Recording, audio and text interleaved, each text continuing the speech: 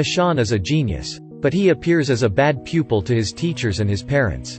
Every day, he shows up at his home in a messy look, as if he soaked himself in swam. He even coils the test marked low score and throws for the dog to play. He eats with dirty hands, never obeys his mother, fights with children in his neighborhood. These kids' parents even get familiar with Ashan's parents. But Ashan's brother is entirely different from him. He always ranks first in his class. In class, Ashan unconsciously stares at the puddle. The teacher tells him to read English literature. But he couldn't.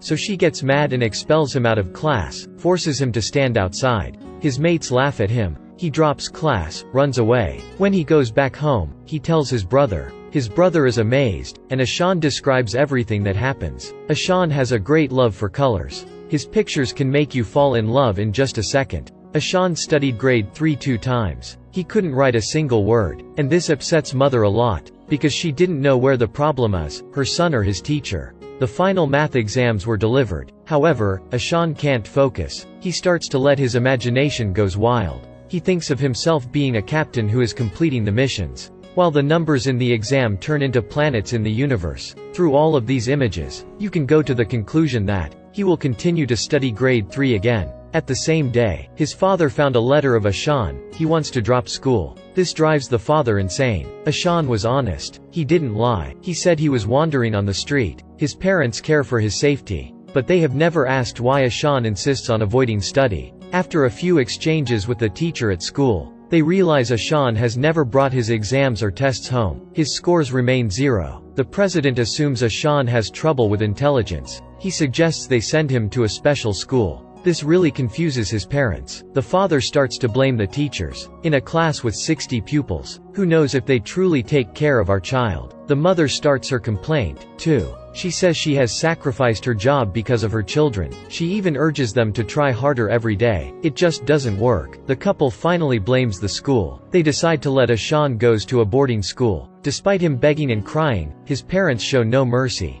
The father believes that Ashan's imagination is the reason why he doesn't study well. Ashan was sent to a boarding school. Though the mother wasn't contented, she still left him there. Ashan does study diligently. It's just that his results aren't as expected. At the boarding school, the eating and sleeping time are put into a strict discipline. No one helps him, so he hides in the bathroom and cries at night.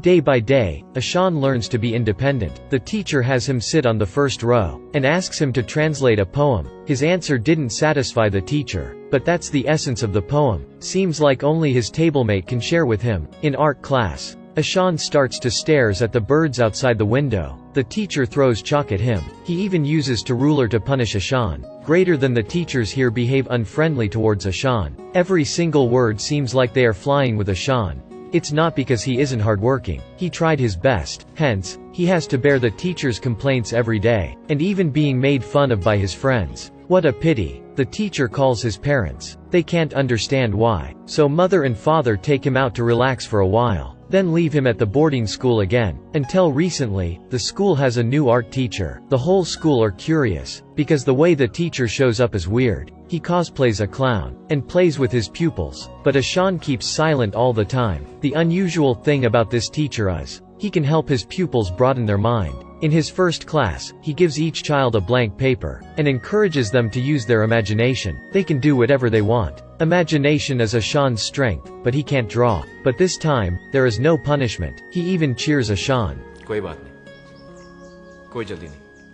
Ashan is shocked. The teacher finds Ashan a bit odd. Even when Ashan calls his parents, he literally can't say in full and complete sentences. He just cries. One day, the art teacher sees Ashan being punished. He nestles to a corner. At that moment, the teacher decides to learn more about him. He approaches Ashan's tablemate first. When he checks Ashan's notebooks, he realizes that Ashan has reading and writing disorder, so the teacher decides to visit Ashan's home. Until then, he knows how much Ashan loves art. Ashan shows a dreamy way of thinking. The teacher points out these mistakes that Ashan often makes for his family. But he writes D, while he makes DAB.